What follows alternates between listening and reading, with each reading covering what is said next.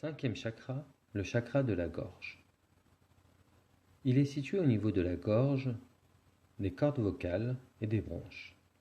Le chakra gorge est celui qui permet d'aligner les centres d'énergie. Même s'il est le représentant des chakras dits physiques, il est fortement lié au chakra sacré.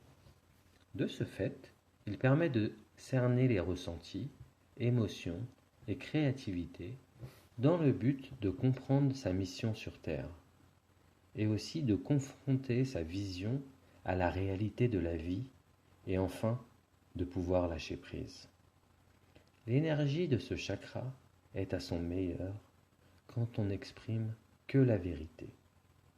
Un torticolis est un manque de flexibilité. Il se provoque lorsqu'on a des contrariétés. On espère que les choses s'arrangeront par elles-mêmes. On ne veut pas apprendre pour l'évolution de notre être. Le mal à la gorge est le signe d'une colère ravalée et indique qu'il est temps de dire quelque chose à quelqu'un. Des problèmes de gencives comportent un message du corps à l'effet que tu as beaucoup de difficultés à mettre à exécution des décisions déjà prises. Des problèmes de lèvres ont un lien avec la vie sexuelle. Les feux sauvages sont l'indication d'un jugement sévère porté contre une personne du sexe opposé, avec une tendance d'étendre ce jugement à l'ensemble du sexe opposé. Une personne qui bégaie souffre d'insécurité. En étant plus jeune, elle a beaucoup refoulé ce qu'elle avait à dire, par peur du rejet. Cette personne se doit de s'ouvrir davantage et se permettre de pleurer. Le sixième chakra est le chakra troisième œil. Il se situe au-dessus de l'arête du nez, entre les sourcils. Celui-ci est le siège de l'intuition, du savoir et de la sagesse. C'est aussi le centre de l'énergie des dons psychiques. Le problème de l'acné est relié à l'individualité. Le visage est ce que les autres voient d'abord. Donc une personne qui ne s'aime pas et ne sait pas aimer va projeter aux autres ce visage afin de les repousser, car pour elle, personne ne peut l'aimer. Les problèmes de nez signifient que la personne affectée se laisse déranger par quelque chose qu'elle sent ou qu'elle ressent autour d'elle. Les problèmes d'oreille signifient que tu te laisses déranger par ce que tu entends. Des problèmes de yeux indiquent qu'on se laisse déranger par ce que l'on voit. La myopie se manifeste chez une personne qui s'inquiète de ce qu'il peut voir dans la vie. Les yeux cernés est le signe d'une fatigue causée par une allergie alimentaire, soit au glucose, au sucre, aux pâtes, par exemple, soit aux produits laitiers ou au blé. Le burn-out est une forme de capitulation. Il arrive à des gens qui ont beaucoup d'attentes et qui ont l'impression de se battre contre un système. Ces personnes se sentent dépassées, épuisées à un moment. Le septième chakra est le chakra couronne. Il se situe au niveau de la fontanelle, au-dessus de la tête. Il est dirigé à la verticale, vers le haut, où il s'ouvre. Le septième chakra couronne correspond au niveau de la conscience la plus haute. Il recueille et unifie l'énergie des 6 centres inférieurs. Il permet la connexion avec votre partie éternelle, présente en chacun de nous, l'âme. Mais celui-ci vous lie aussi au divin, au guide spirituel et à l'univers.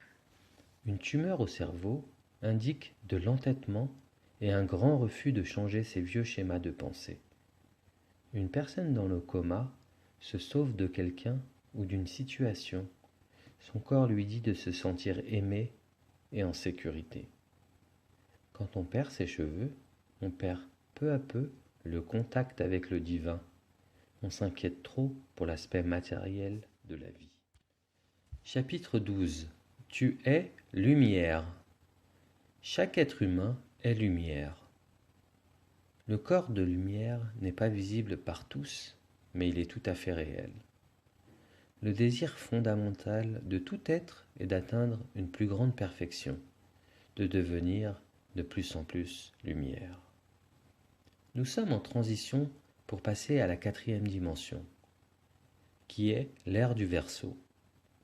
Selon les dernières croyances, l'ère du Verseau est une étape de l'évolution de l'humanité censée être caractérisée par l'importance du progrès, de la technologie, de la pensée scientifique, de la liberté et de la raison critique. Ce changement marque la fin du monde et le début d'un autre monde. Voilà de quoi on parlait quand il était question de la fin du monde prévue pour la fin du XXe siècle. Le corps de lumière que nous aurons continuera d'être un corps visible et tangible. Il nous permettra de communiquer facilement avec d'autres expressions de la vie sur différents plans de l'univers. Pour s'accaparer notre lumière intérieure, nous devons nous entourer de beauté et d'amour. L'expression de l'amour fait jaillir la lumière. Plus on devient conscient de cette lumière en nous, et plus nous vivons un grand bonheur. Nous libérons ainsi les karmas accumulés de nos vies antérieures pour compléter notre évolution à travers notre âme. Quand celle-ci est complétée, nous devenons des êtres de lumière pour l'éternité. La méditation est un bon moyen d'entrer avec sa lumière intérieure. L'imagerie mentale est un autre moyen de se mettre en contact avec sa lumière. La lumière se trouve partout, dans le visible comme dans l'invisible. Envoie, rayonne de ta lumière à tout ce qui t'entoure, humain, nature, objet, car tout est énergie. Ainsi, tu transformeras ta vie, car la lumière, c'est l'amour. De nos jours, l'humain a malheureusement tendance à s'attarder sur les choses négatives plutôt que positives. La peur, la critique et le jugement ne sont pas lumière, au contraire de l'amour, l'entraide et la générosité. En réalité, ce ne sont pas les faits ou événements qui arrivent dans ta vie qui comptent, mais plutôt ta réaction à ceux-ci. Tu as le pouvoir de faire briller ta lumière. Finalement, ce n'est que toi qui peux choisir. Affirmation. Lorsque la puissance de l'amour aura remplacé l'amour de la puissance, l'homme portera un nouveau nom.